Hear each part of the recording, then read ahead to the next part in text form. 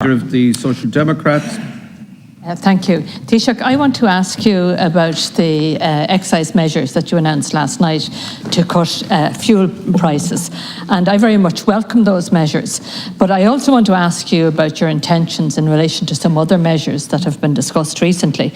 Because cutting, 15 or 20 cent from a litre of diesel or petrol really only brings us back to where we were about 2 weeks ago in terms of prices. There's no indication that prices will stop exponentially increasing after you implement those cuts.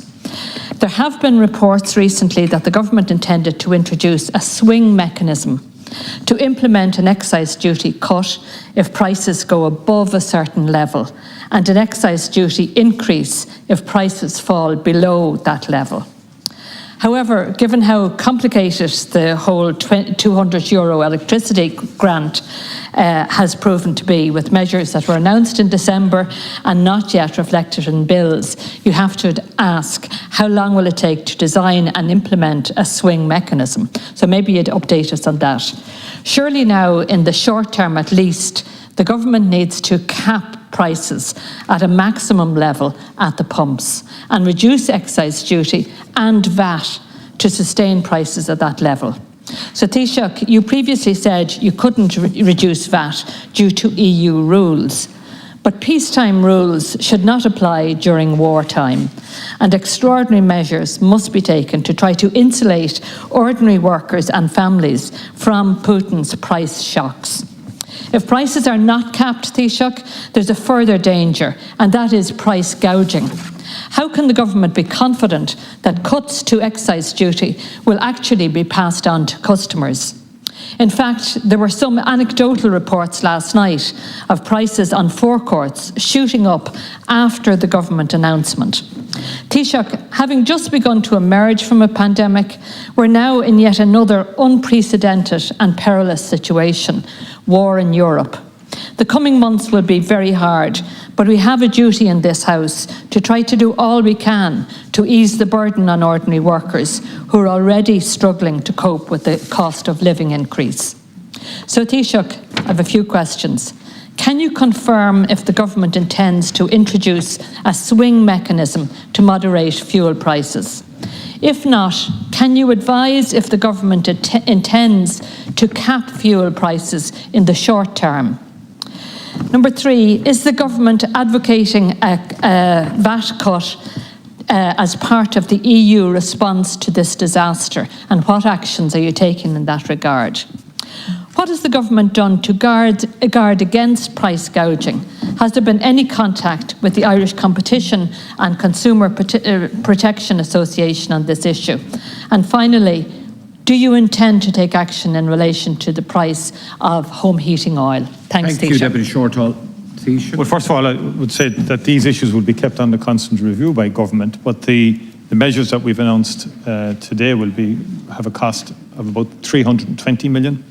And if you consider that's on top of the 500 million package, the 550 million package that we announced just 1 month ago, and the 125 fuel allowance, for example, payment will occur next week, and that will benefit about 390,000 recipients as a result of that specific one decision.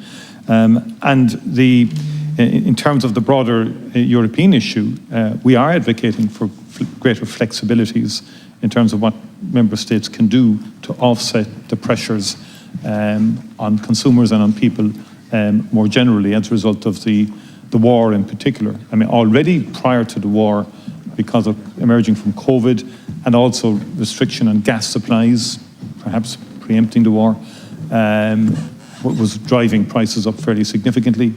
Since the commencement of the war, prices have shot up even further. So the impact of that has been very hard on people. So what we're trying to do is cushion it as much as we possibly can. There are limits to it in respect of existing regulatory frameworks that were adopted by everyone in Europe in peacetime. I take your point about wartime. Price caps in themselves can't work in respect of, it's an internationally traded commodity, oil is, so therefore people will pay a price for it. You can't expect a retailer who pays a wholesaler a certain price to just arbitrarily have a cap on a price. And likewise, all the way along the chain. People are not going to sell petrol at a loss. So that's, I think, the issue of price cap is being articulated without being fully thought through in terms of the obvious implications and how it just simply wouldn't work. Because it's a market where we're price takers clearly. And also in terms of price gouging, the Consumer and Competition Authority is there to monitor, to go after anybody where there's evidence of price gouging. And I think it's a fair point in respect of the issue you raised, because there shouldn't be in terms of existing supplies that people already have. That would have been, supplies they would have procured prior to the increases in prices, and that matter should. But again, that authority works independently in terms of its responsibilities and in terms of its obligations. And this morning we had a preliminary meeting in advance of tomorrow's meetings in Versailles, an informal meeting of the EU Council. It's happening over the next 2 days. The issue of energy pricing, there were 4 countries this morning engaged on the issue with the President of the Council. And these are issues that will be, particularly in the context of the war, that we will be pushing and advocating for maximum flexibilities in terms of how we respond to the price pressures on people. Thanks, Taoiseach. We know the Cabinet were given very stark warnings last night about the risks to our economy as a result of Putin's invasion of Ukraine, and that these included household gas and electricity, the possibility that they may have to be rationed, and that public transport services cut and food prices could rocket even further. So, Taoiseach, how likely is the prospect of gas and electricity being rationed? Would this be something that would happen on an EU-wide basis? And what preparations are being made to address that possibility? And the other question I have is in relation to the ESB and their profits last year.